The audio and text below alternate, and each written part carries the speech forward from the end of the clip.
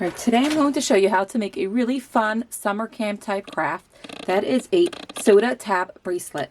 Now, I bought these from Amazon because I wanted to kind of do this on a time crunch. Even though we don't drink soda, we do drink a lot of seltzer cans. So obviously you can use upcycled ones, but these come in all different colors. And so if you want to make yours a little more fun and colorful, you can definitely use those. Now, I've seen these made a lot with ribbon. However, I decided to make them out of elastic, with the main reason being that then you have a simple stretch bracelet that you could just slide on and off your wrist. It is quite a stiff elastic, and especially as you make it, it is quite like a tight sort of woven bracelet. You're going to find that it doesn't, open up so easily, but that's just enough to get it on and off your wrist. And you don't really need more than that. So this is a great summer camp craft, and to make things fun, I did get colorful elastic. And as you can see, I did the top tabs in the same direction, the bottom tabs in the opposite direction. And you can play around with that a little bit, and I'm going to show you the basics of how to make this. So we're going to use a bright blue elastic for this one. Now, I'm going to be quite generous with cutting my elastic. It did tangle up a little bit. And I'm going to sort of do it, fold it in half at about 18 inches. So there should be some extra here. I just wanted a few times the size of my bracelet, really. And we're doing it folded in half, 18 inch. So that would be a total of 36 inches. And what you're going to do is you're going to start and take your top. So I'm going to do it with black on the bottom and white on the top on this one. And you're going to start with a top one. And you're going to start by threading the ends of your elastic. Again, this could be facing up or facing down. Just be consistent with how you do it on one side. Or play around and see how it looks otherwise. But don't just do it in an arbitrary order and make a pattern of sorts. You're going to stick the two sides of the elastic through the two holes. And you're going to just pull that out like that. Now we're going to take the the bottom one, sorry. And we're going to go like this. We're going to just sort of put it halfway behind. Now this is just the starting thread. So it is a little bit like uneasy here. It's not as natural. You have to sort of position it. You're going to stick it through the overlap from back to front. And again, through the overlap. Now still hold it in place. It's not quite fixed in place yet. After the next stitch, it will start being fixed in place. So you're going to thread that like that. So now you have those two connected like that. All right. Now what we're going to do is we're going to take another front one, put it right in front next to it. So this is how it's going to be positioned on each bracelet. And you're going to, now we cross it over simply because it does give a little bit more security. So you could choose if you want to have the crossover elastic in the front or in the back. But for now, we're just going to do it in the front like this. It just makes it more secure and hold better. So you're going to stick it again through the overlap of the two tabs. So we're taking the bottom one and sticking it through the top overlap. And then the top one and sticking it through the bottom one. Now again, you could be consistent with the order in which you do this so that the same one overlaps each time on the X. But you don't have to. So now you can see that it's holding in place. And we're just going to continue just like this. So we're going to take another one, line it up with the back layer, and then take the top thread and stick it through both top holes.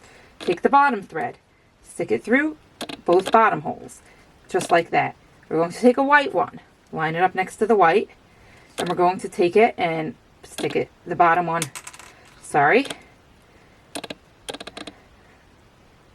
we're going to stick the bottom one through the two top holes, and the top one through the two bottom holes. And we're going to continue. Now, we're going to continue for as long as you need to. On these, I did 11 top, 11 bottoms. That's for a total of 22.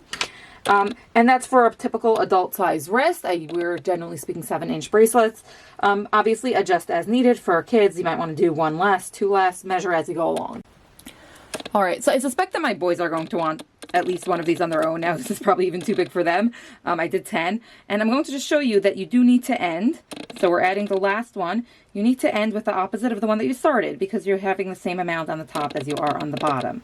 So we're going to end off with a bottom color. Now, I'm very happy I did this in 2 different colors, which I didn't do on the tutorial because on the, the photo tutorial, the reels, I'm filming this separately because then you get to sort sort of see it more clearly as I do it. So here we added a bottom one, okay? So now these are this is a 10 tab bracelet. Now it might still be too big for my kids, but that's okay. We're going to bring it around and sort of like finish it off. Now keep in mind that because the inside sort of curves, it will be a drop smaller, but that's fine. It might need to overlap. There might be a bit of a gap, but you're going to, generally speaking, finish this off like this. Again, this is not meant to be perfect. This is really a kid's craft for the most part, or a kidult craft. So we're going to do the same thing. We're going to cross it over the overlap. You're really just finishing the stitch full circle. So you're just considering that first one to be the top one that overlaps the bottom one. So here you see you have a full circle. Now, the natural way to finish this off would be just to knot that there. You know, you have that little extra thing there. It's fine. Knot that off there. But I suspect that it's going to be a little uncomfortable to have a knot sitting inside the bracelet. So just to make it a little more comfortable, I did bring it back up to the front. Over there, just back through that same hole where we did the original X. Just because that's where it does seem to come up naturally through both tabs. Sorry. And you can see that I really did cut this at a good length because, you know, you want to have some extra to keep it easy to work with.